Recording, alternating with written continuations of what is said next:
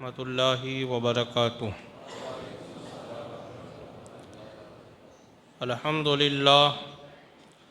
अल्हम्दुलिल्लाहि नहमदुहु व नस्तईनुहु व नस्तगफिरुहु व नुअमिनु बिही व नतवक्कलु अलैहि व नऊज़ु बिल्लाहि मिन शुरूरि अनफुसिना व मिन सय्याति अमालिना मन यहदिहिल्लाहु फला मुदिल्ल लहु व मन युद्लिलहु फला हादिय लहु व नशहदु अल्ला इलाहा इल्लल्लाहु वहदहु ला शरीका लहु व नशहदु अन्ना सय्यदना हबीबना आलाना मौलाना अशरफना मुहम्मदन अब्दुहु व रसूलुहु। अम्मा बाद फ़ऊज़ु बिल्लाहि मिनश शैतानिर रजीम बिस्मिल्लाहिर रहमानिर रहीम। अला इन्ना औलिया अल्लाहि ला खौफुन अलैहिम वला हुम यहज़नून। सदक़ल्लाहु मौलानल अज़ीम व सदक़ रसूलुहुन नबियुल करीम व नहनु अला ज़ालिका लमिनश शाहिदीन व शाकिरीन वल्हम्दुलिल्लाहि रब्बिल आलमीन। बावकार मुअज़्ज़ज़ व मोहतरम सामीन किराम, जिस आयत करीमा को तिलावत करने का शर्फ़ हासिल किया है, कलाम हो उससे पहले बारगाह रिसालत माफ़ सल्लल्लाहु ताला अलैहि वसल्लम में वालिहाना अक़ीदत व मोहब्बत के साथ बावाज़ बुलंद दुरूद व सलाम का हदिया पेश करे और पढ़ी अल्लाहुम्मा सल्लि अला सय्यदिना व मौलाना मुहम्मदिन व बारिक वसल्लिम सलातम व सलामन अलैका या रसूल अल्लाह सल्लल्लाहु ताला अलैहि वसल्लम। नबी और आले नबी की बारगाह में एक मरतबा और दुरूद शरीफ पेश फरमाए। अल्लाहुम्मा सल्लि अला सय्यदिना व मौलाना मुहम्मदिन व अला आलि सय्यदिना मुहम्मदिन सल्लल्लाहु ताला अलैहि वसल्लम। रसूल और आले रसूल की बारगाह में एक मरतबा और दुरूद शरीफ पेश फरमाए। अल्लाहुम्मा सल्लि अला सय्यदिना व मौलाना मुहम्मदिन व अला आलि सय्यदिना मुहम्मदिन सल्लल्लाहु ताला अलैहि वसल्लम। अला इन्ना औलिया अल्लाहि ला खौफुन अलैहिम वला हुम यहज़नून। अल्लाह के दोस्तों को न कोई खौफ है न कोई रंजो मलाल। इस आयत करीमा को मैंने गुज़िश्ता जुमा भी मौज़ूए सुखन बनाया था और आज भी इसी आयत करीमा को तिलावत करने का शर्फ़ हासिल किया है। देखिए, मकाम विलायत और शान विलायत ये अल्लाह की तरफ से एक बड़ा इनाम होता है। जिस तरीके से किसी आदमी को कोई चीज़ मिलती है तो वो ये कहता है कि ये अल्लाह की तरफ से इनाम है, ऐसे ही एक विलायत वो अज़ीमुश्शान नेमत है जो अल्लाह ताला अपने ख़ास बंदों को अता फरमाता है। हर एक को विलायत मिलती नहीं है, इसलिए कि विलायत से पहले और विलायत के बाद ये दोनों ज़िंदगी के बड़े नाजुक पहलू होते हैं। जब आदमी को अल्लाह ताला अपना करीब करता है तो उसकी पाबंदियाँ भी उतनी बढ़ जाती है। जैसे हम दुनिया के अंदर कोई दुनियादार बड़ा आदमी होता है और जब हम उसके करीब होते हैं तो हमें बहुत सारी चीज़ों का ख्याल करना होता है कि कोई ये कहेगा कि आप पीर साहब के साथ घूमते हैं और आपके अंदर ये कमी है, या कोई ये कहेगा कि आप इतने बड़े आलिम के साथ रहते और आपके अंदर ये कमी है। ऐसे ही जब अल्लाह ताला किसी बंदे को मकाम विलायत से सरफराज करता है तो फिर उस बंदे पर अल्लाह की तरफ से पाबंदियाँ भी ज़्यादा हो जाती हैं। फिर वो चाहे मजमे में रहे या तन्हाई में रहे, वो हर वक्त अल्लाह से डरते रहते हैं। हज़रत जुनैद बगदादी रहमतुल्लाह ताला अलैह, जो अपने ज़माने के बड़े अजीमुश्शान वली कामिल गुज़रे, आप फरमाते हैं कि अल्लाह ने मुझे अगर कोई मकाम और रुतबा अता फरमाया है तो ये सिर्फ़ और सिर्फ खौफ इलाही का सदका है।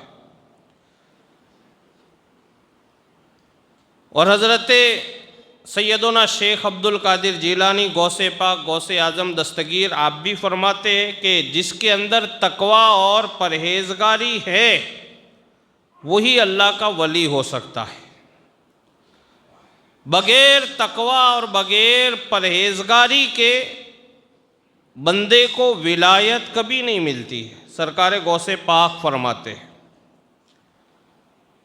और सरकार गौसे पाक ने तो एक जगह यूं भी बयान फरमाया है कि अल्हम्दुलिल्लाह, मेरा ख़ानदान पूरा अल्लाह से डरता है। आप फरमाते मेरे अंदर तो तकवा है, लेकिन मेरे ख़ानदान के हर फर्द को अल्लाह ने तकवा अता फरमाया है। इसलिए सरकार गौसे पाक के ख़ानदान में विलायत ज़्यादा रही है। आपके वालिद मोहतरम भी वली कामिल, नाना भी वली कामिल, दादा भी वली कामिल, दादी भी वलिया, आपकी फूफी भी वलिया। मैंने एक बार अर्ज़ किया था कि आपकी फूफी जान, जिनका नाम हज़रत आयशा था, अल्लाह ने आपको वो बुलंद रुतबा मकाम अता फरमाया था कि हज़रत आयशा जिस गांव में आप रहते थे, वहाँ के लोग एक दिन आए और अर्ज़ करते कि ऐ गौसे पाक की फूफी जान,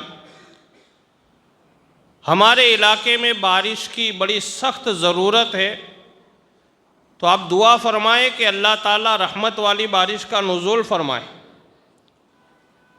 तो सरकार गौसे पाक सैयदना शेख अब्दुल कादिर जीलानी की फूफी जान हज़रत आयशा ने कहा, ठीक है, मैं अल्लाह की बारगाह में इल्तजा करती हूँ।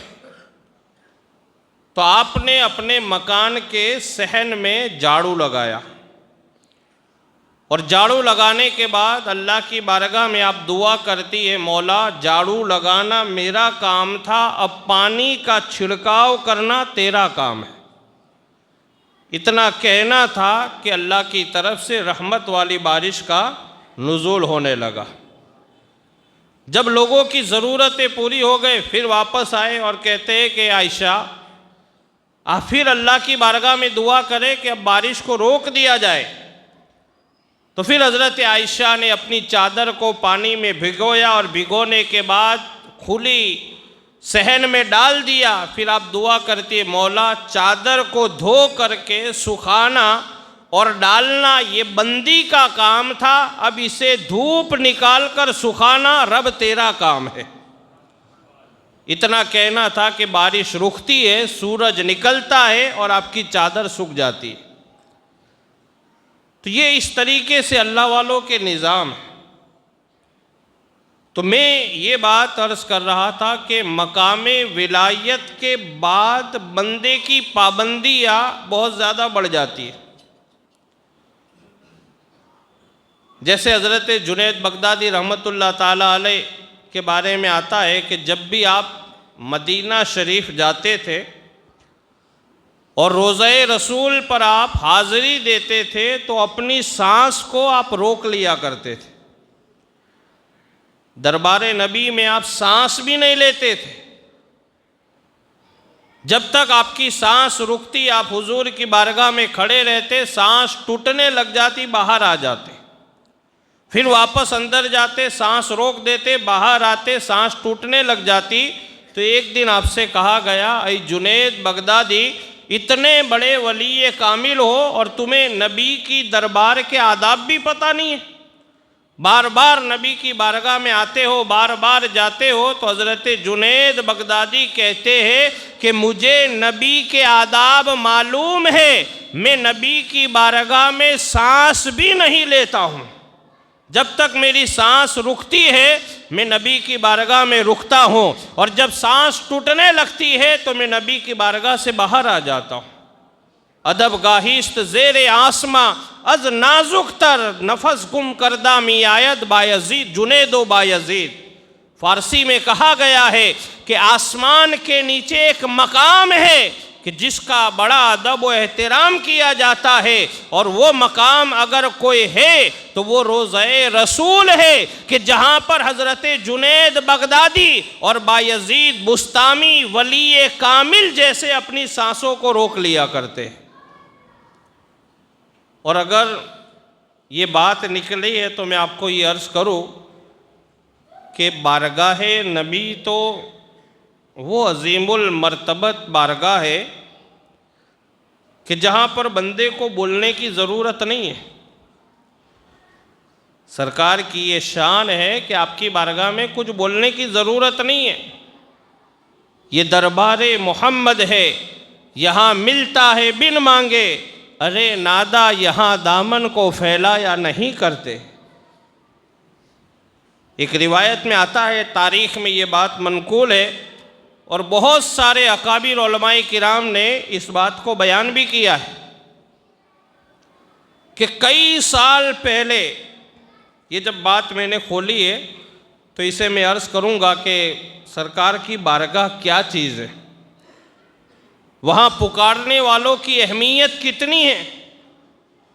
कभी कभी हमें ये ख्याल आता है कि मेरे आका के चाहने वाले तो बेशुमार लोग हैं, क्या हम पुकारते हैं तो हमारी पुकार जाती है, सुनी जाती है या नहीं। हालांकि सरकार की ये शान है कि आपको आपका गुलाम किसी भी समत से पुकारे आप उसकी पुकार को सुनते हैं। और ये तो मेरे आका की बात है। सरकार गौसे पाक रज़ी अल्लाह ताला अन्हो के फरामीन को आप पढ़े, सरकार गौसे पाक फरमाते मेरा चाहने वाला दुनिया के किसी कोने में भी रहेगा, मुझे पुकारेगा तो मैं उसकी मदद को पहुंच जाता हूँ।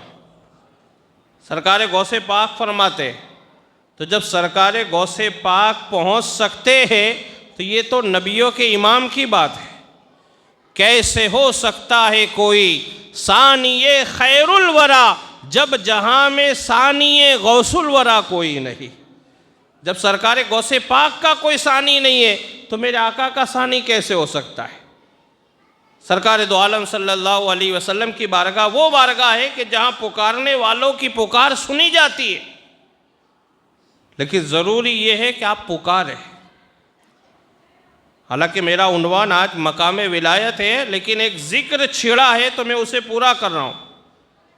मेरे आका की बारगाह में आप निदा लगाए, इल्तजाए करें, कभी आपकी निदा रायगा नहीं जाएगी।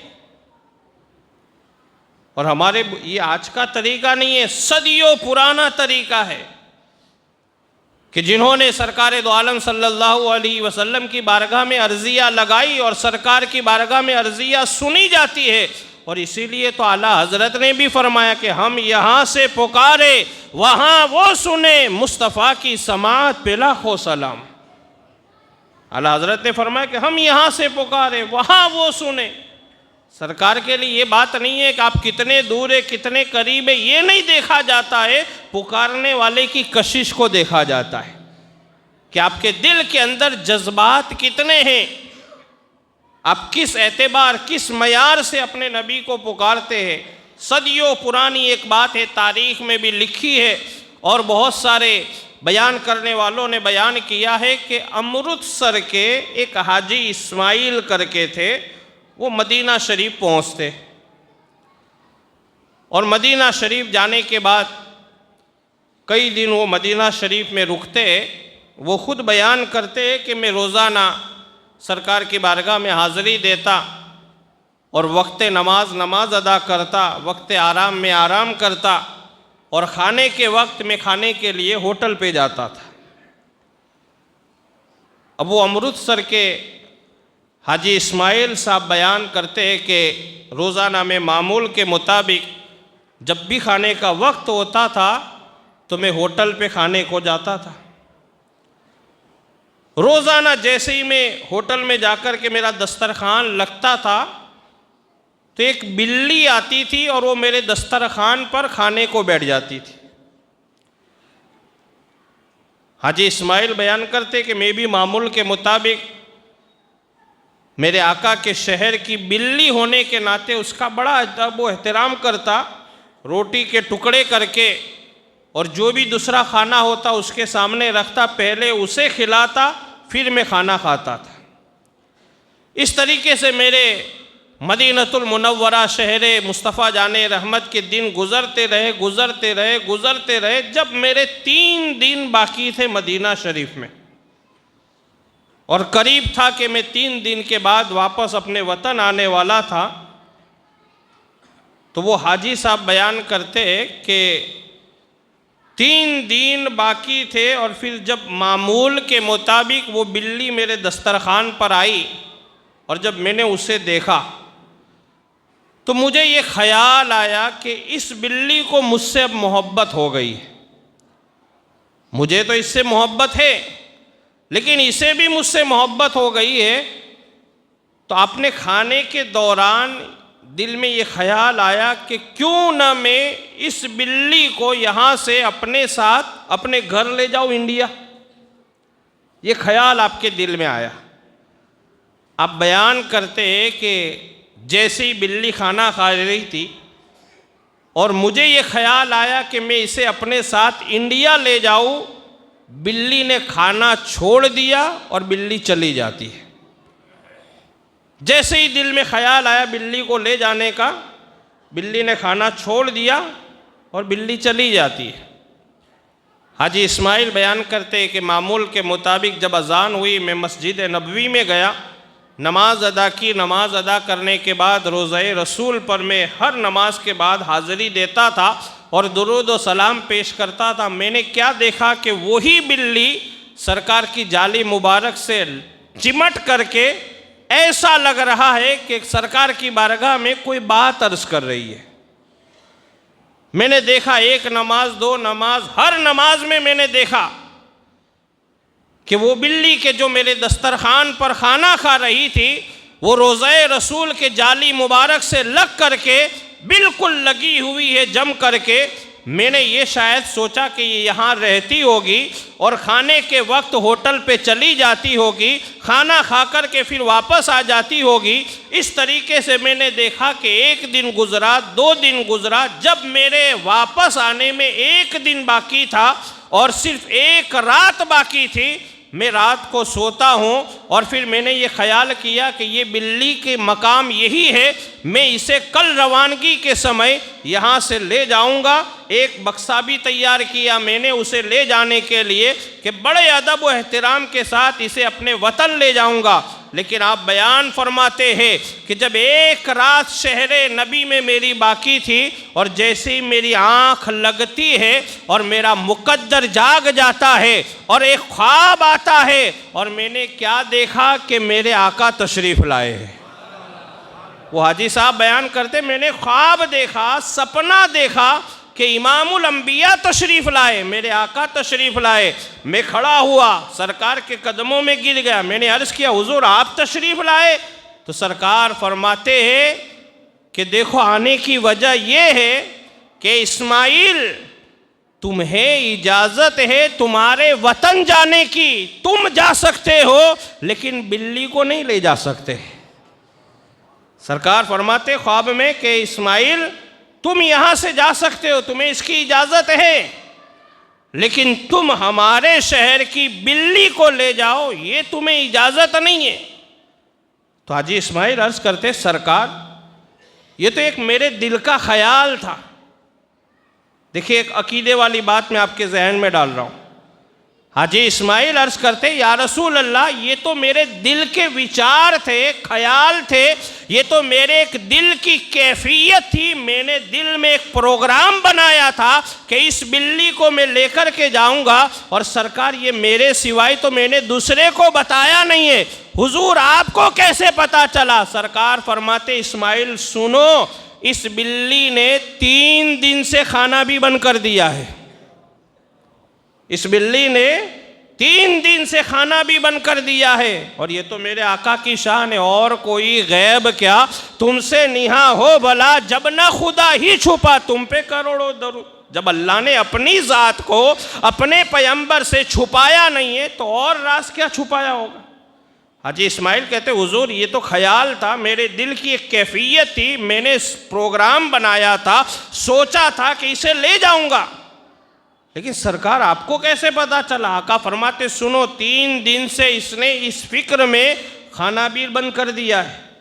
और हाजी इस्माइल कहते हाँ, 3 दिन से उसने होटल पे आना भी बंद कर दिया था। अब आप अंदाज़ा लगाओ, जब सरकार को एक जानवर की खबर मालूम है, अपने गुलामों की मालूम नहीं होगी? अपनी उम्मत की खबरगिरी आप न फरमाए।